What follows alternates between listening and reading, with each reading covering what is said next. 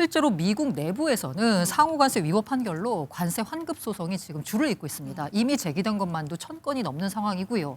그런데 우리 입장에서는 사실 소송을 제기하기가 쉽지가 않습니다. 이게 단순한 그 관세뿐만이 아니고요. 우리 같은 경우는 이제 안보까지도 엮여 있는 부분이긴 네. 하거든요. 게다가 트럼프 대통령이 아까 상호 관세는 무효가 됐지만 다른 식의 여러 가지 수단을 통해서 오히려 과거보다도 더 높은 관세를 매길 수도 있다라고 지금 경고를 하는 상황인 거잖아요. 네. 이 상황에서 우리가 트럼프의 심기를 거스르는 행동을 하기는 쉽지가 않을 것 같아서요.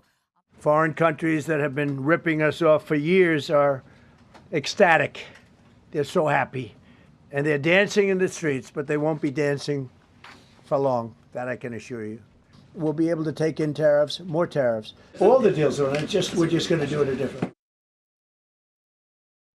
네, 트럼프 대통령 다른 방식을 이라면서 얘기를 했어요. 그러면서 곧바로 글로벌 관세라는 것을 새로 만들면서 10%의 관세를 전 세계에 부과한다고 말을 했고 그 뒤에 하루 지나서 15%까지 지금 올린 상황입니다. 네, 그 연방 대법원의 판결을 보면 관세가 위법이라고 한 건 아닙니다. 네. 국제 비상 경제 권한법 IPA에 따른 상호 관세가 상호관세. 위법이라고 네. 한 거죠. 이 상호 관세라고 하시면 왜 트럼프 대통령이 지난해 4월 7일에 이렇게 판넬 들고 설명했던 국가별로 매긴 관세, 그 관세를 말합니다.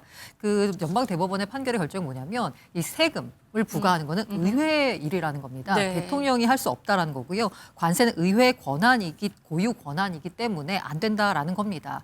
다만 이번 판결에서 그간 위법하게 징수한 관세의 환급 문제에 대해서는 명확하게 언급하지 않았습니다. 네. 이걸 말씀드리고요. 말씀드린 대로 IEPA에 따른 관세가 위법인 거지 다른 관세는 괜찮거든요. 네. 그러니까 트럼프가 무역법 122조에 근거해서 앞서 말씀하신 글로벌 관세라고 하는 걸 10% 즉각 부과했고요. 이튿날 다시 15%로 올려서 부과했습니다. 네. 자, 무역법 122조는 뭐냐면요. 대통령이 국제수지 문제에 대응하기 위해서 일시적으로 관세를 부과하거나 수입량 쿼터를 제한할 수 있는 것을 허용하는 법을 네, 말합니다. 나오네요. 무역수지 맞습니다. 적자를 해소하기 위해서 최대 15%의 관세를 150일 동안 부과가 가능, 150일로 정해져 있네요. 네, 맞습니다. 그래서 저기서 최대 허용하는 게 15%라서요. 아마 10%를 15%로 올린 것 같고요. 거군요. 네. 그리고 150일 동안만 유지가 되고 이후에도 유지하려면 의회의 연장 승인을 받아야 됩니다. 그러니까 150일이라고 보시는 게 맞을 것 같고요. 미국 동부 시간으로 24일 0시 1분부터 발효가 됩니다. 그런데 요 무역법 122조 적용에 대해서도요. 이게 심각한 국제수지 불균형이냐 이 부분에 대한 조금 뭔가 좀 애매한 부분이 있고요. 네. 그리고 공청회나 사전 예고 없이 관세를 기습 인상한 행위가 과연 행정 절차법을 위반한 건 아니냐라는 부분에 대해서는 논란이 여전한 상황이긴 합니다. 지금 그런데 더 강력한 수단이 있다고도 했습니다. 그러니까 이게 15%보다도 더 높아질 수 있다는 얘기로도 해석이 되는 건가요? 네, 맞습니다. 이게 아까 150일이라는 말씀을 네. 드렸잖아요.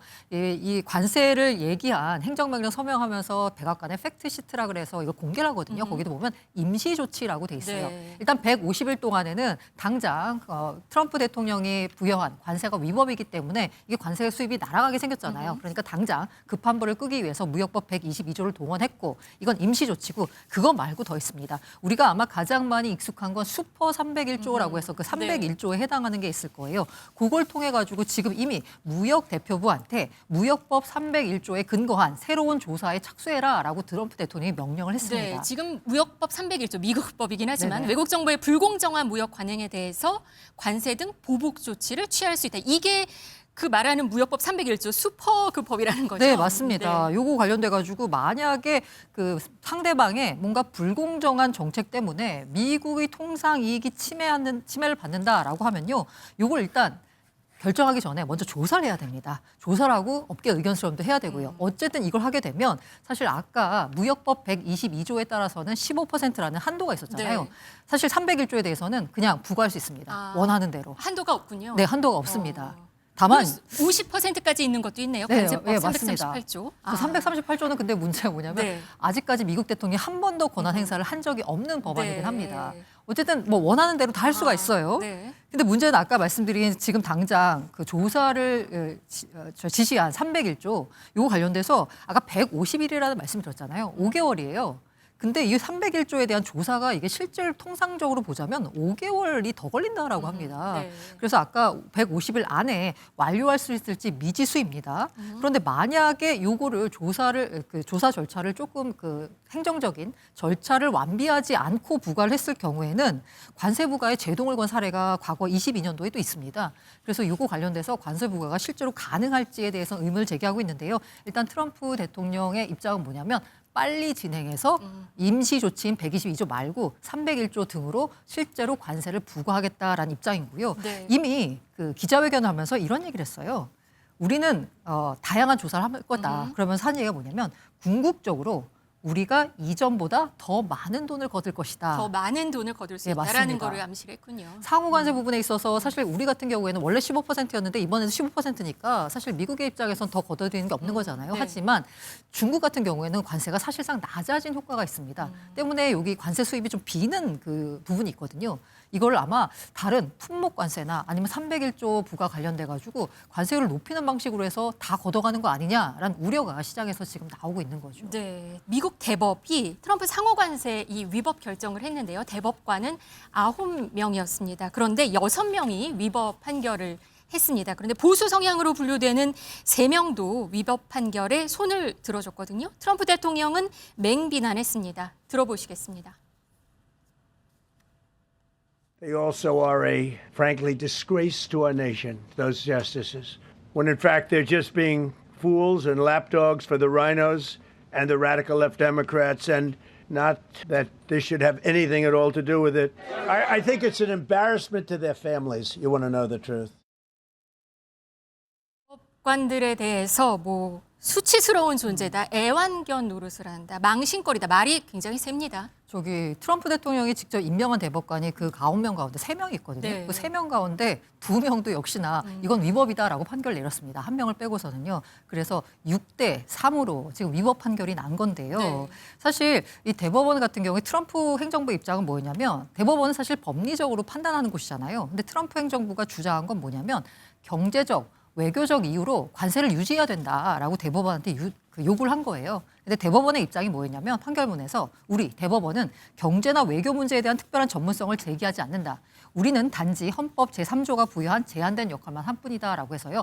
우리는 법리적인 판단을 하는 곳이지 경제적, 외교적 판단을 하는 곳은 아니다라고 명시를 한 거죠. 네, 우리나라는 그러면 어떻게 되는지 좀 궁금합니다. 지금 당정청 모두 주말 이틀 내내 긴급 회의를 했거든요. 일단 한미 정부 간의 약속은 이 대법원 판결과 무관하게 좀 그대로 이행이 되는 것 같습니다. 실제로 미국 내부에서는 상호관세 위법 판결로 관세 환급 소송이 지금 줄을 잇고 있습니다. 이미 제기된 것만도 1000건이 넘는 상황이고요.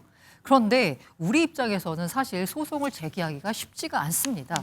이게 단순한 관세뿐만이 아니고요. 우리 같은 경우는 이제 안보까지도 엮여 있는 부분이긴 네. 하거든요. 게다가 트럼프 대통령이 아까 상호 관세는 무효가 됐지만 다른 식의 여러 가지 수단을 통해서 오히려 과거보다도 더 높은 관세를 매길 수도 있다라고 지금 경고를 하는 상황인 거잖아요. 네. 이 상황에서 우리가 트럼프의 심기를 거스르는 행동을 하기는 쉽지가 않을 것 같아서요. 아마 지금 현재 글로벌 움직임을 보자면요. 유럽과 인도 쪽에서는 협상 다시 해야 된다라는 얘기가 나오고 맞아요. 있는 것 분위기가 같습니다. 다 보복 조치까지 얘기를 네. 해요, 유럽에서는. 그런데 사실 네. 우리는 좀 지켜보자라는 입장인 것 같고요. 네. 일본 같은 경우에는 아니다. 우리는 이행하겠다라는 미국과의 안보 동맹이나 여러 가지 경제적 동맹을 더 강조하는 입장을 내비치긴 했습니다. 네, 일본은 먼저 바로 대미 투자를 그대로 지속한다, 이런 반응부터 나왔습니다. 그리고 변함없는 투자 의지를 보여주면서 미일 동맹을 강화하겠다, 동시에 더 큰 보복이 두렵다, 이런 분석도 같이 있는 것 같습니다. 이게 왜 그러냐면 아까 제가 말씀드린 상호 관세는 위법이거든요. 근데 품목별 관세는 그대로 유지할 수 있는 거예요. 근데 일본이 사실 상호 관세 협상에서도 가장 걱정했던 게 뭐냐면 자동차입니다. 괜히 트럼프 대통령의 심기를 거슬렀다가 자동차에다가 50%, 100% 관세를 부과하게 되면 네. 일본을 떠받치고 있는 고용을 책임지고 있는 산업이 자동차거든요. 자동차 산업에 타격이 올 걸 걱정한 거 아니냐. 그래서 저렇게 재빨리. 게다가 아까 안보 측면에서 동맹도 네. 있기 때문에 대미 투자 계속하겠다라는 의지를 내비친 거 아닌가라는 생각이 듭니다. 작년 내내 전 세계를 흔들었던 이 트럼프의 관세 2차전이 지금 시작된 것 같습니다.